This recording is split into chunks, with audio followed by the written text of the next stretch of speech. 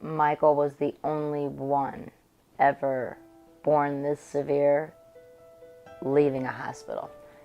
Doctors would say to us, that's that disease, that's a textbook disease that you learn about in school, but nobody really has.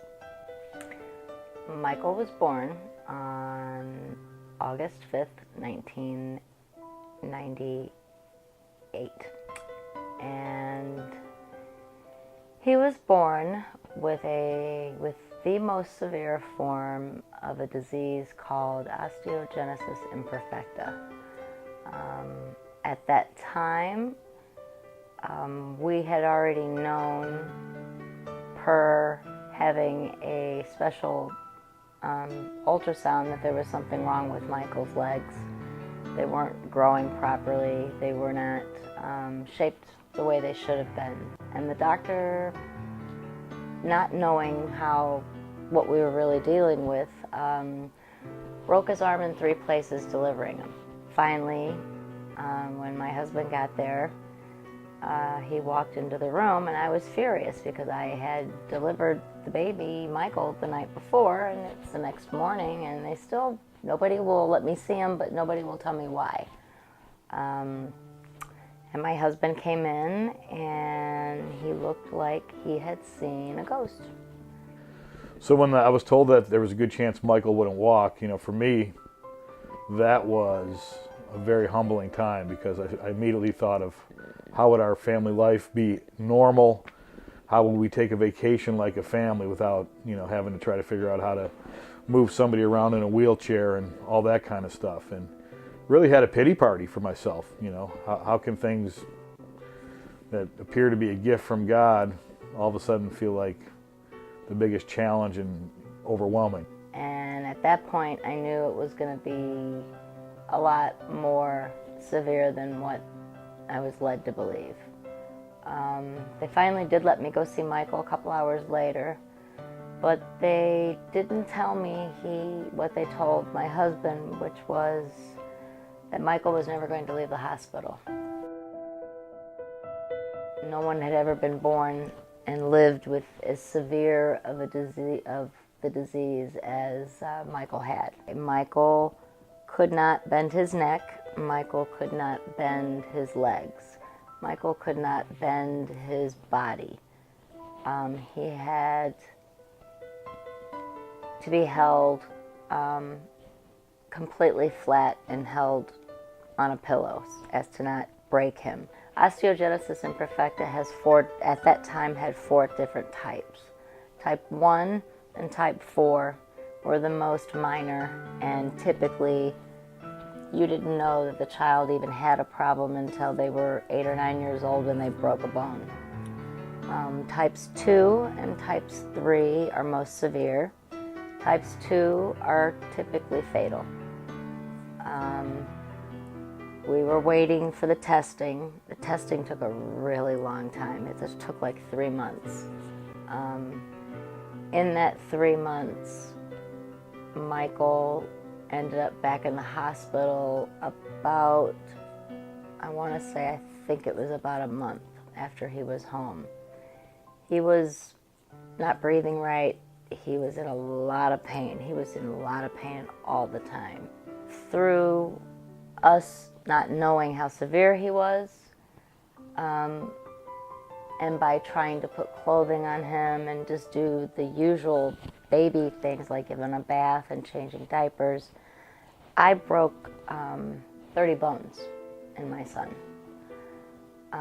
Shattered his rib cage and shattered his skull, which was very hard to hear. At that point, Michael was, I think right around 2 months old. And the doctor came in and pretty much told us he wasn't going to make it past this, that this was pretty severe, and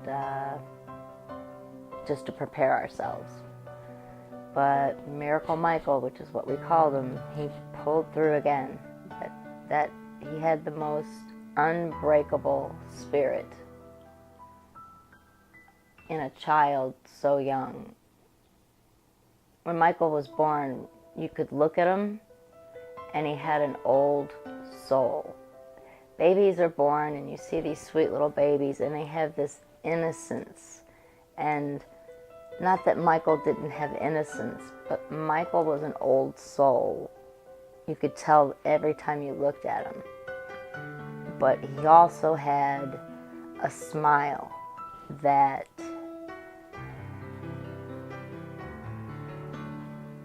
no matter how much pain he was in or how hard it was for him to breathe, he could give you a smile. Always. So he did go home after that. He proved the doctors wrong and he went home. And we got the phone call at 3 months from the geneticist saying that Michael was not going to live, that he had all the worst characteristics of type 2 and all the worst characteristics of type 3. When Michael was 2 months old, he was pretty critical, oxygen-wise. He was not breathing well at all. And we were heading to the hospital. The only way we could transport Michael was via ambulance. So we were going to the hospital, and this time, Michael usually, he's a baby. He only ran on the little cylinders of oxygen. This was a rare occurrence that Michael was really bad, and we were actually having to run him off the truck's oxygen. I rode in the back because we had to have a DNR legally drawn up when right after Michael left the hospital. A DNR means do not resuscitate. We had to have this done because any form of resuscitation would kill him. And I rode in the back of the ambulance because he was not strapped into his shell. The shell was strapped on the ambulance's gurney. So the other paramedic sat on one side and I sat on the other, and we were his shock absorbers. We held on to the shell and made sure that he didn't do a lot of bouncing. And it was a rainy day and we were in a code blue situation. We were rushing to the hospital and somebody tried to beat us to the intersection. And thank God they hit us on the right side of the truck, because if they'd hit us on the left side of the truck, which is where the oxygen was being run from, I wouldn't be here today. Nobody, my son wouldn't, nobody, there'd be a lot of people not here today. The truck would have blown up because that's where the oxygen was being run from. Miracle Michael, out of everyone and that accident, me including, the only person who didn't even have a scratch on him. Michael's port that he became dependent on was not working, and they'd done everything they could to try to clean it out.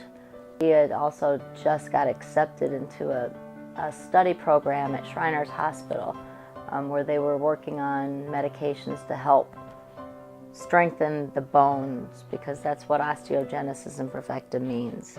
It's the bones, the glue, the collagen, which is the glue that holds your bones together, is missing from people with OI, especially in Michael's case. There was none whatsoever.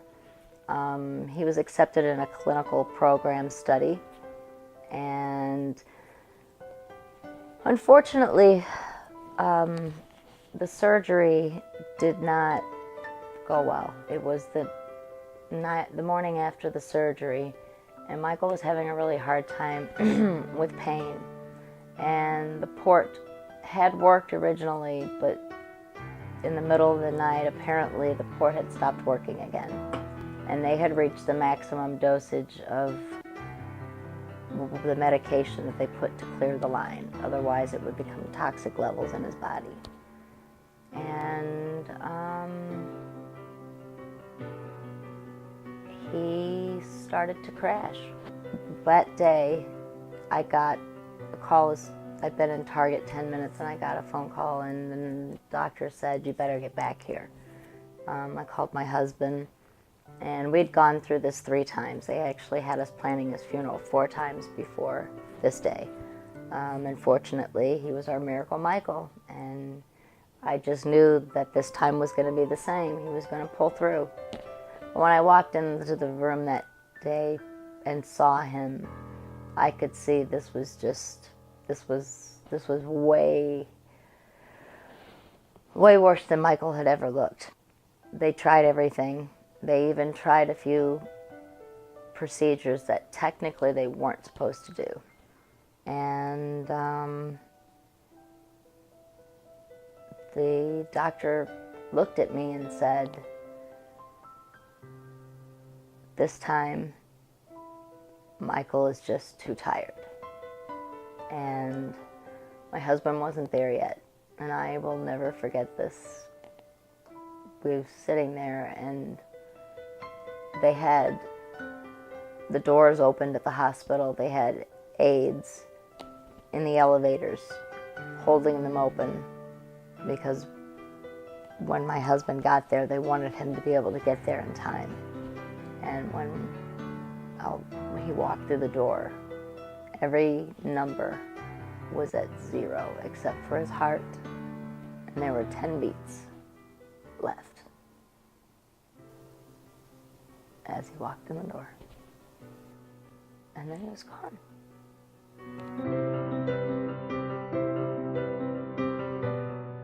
We didn't choose to be involved with osteogenesis imperfecta, OI, brittle bone. We didn't choose to be part of that. But we became part of that when Michael was given to us as our son.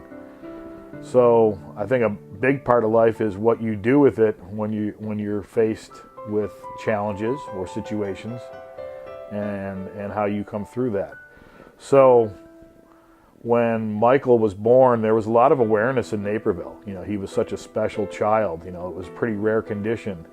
So the local newspapers, the Naperville Sun, had picked up on his story and started writing a little bit about him once in a while. So there was a following in Naperville because it was such a unique situation. And at that point, one of my sisters turned to me and said, you know, we should develop a fund on Michael's behalf to help pay for some of the medical bills that you guys may incur, but more importantly, to help generate awareness and, you know, just kind of start something behind this cause, try to turn what is somewhat of a negative scenario into a positive light. And to be honest, at first, I did not want that. I did not want people feeling sorry for us and donating money in my son's name because we were in a very tough situation, and people felt sorry for us, so they wanted to start sending money. But luckily, I was able to think through that a little bit and see a deeper opportunity. And I did heed my sister's advice, and we did start the Baby Michael Miracle Fund at the Harris Bank here in Naperville. It later just shortened itself to the Miracle Michael Fund. We initially set out with the goal of trying to raise awareness, because at the time Michael was born, there was very little awareness for OI. Some parents were actually getting arrested because they were coming into the ER so frequently with their children, and these children would have broken bones, and there wasn't a really good explanation. And the thinking was that there was some sort of child abuse going on, and sadly, many parents in the OI community actually got arrested when you look into the 80s and early 90s.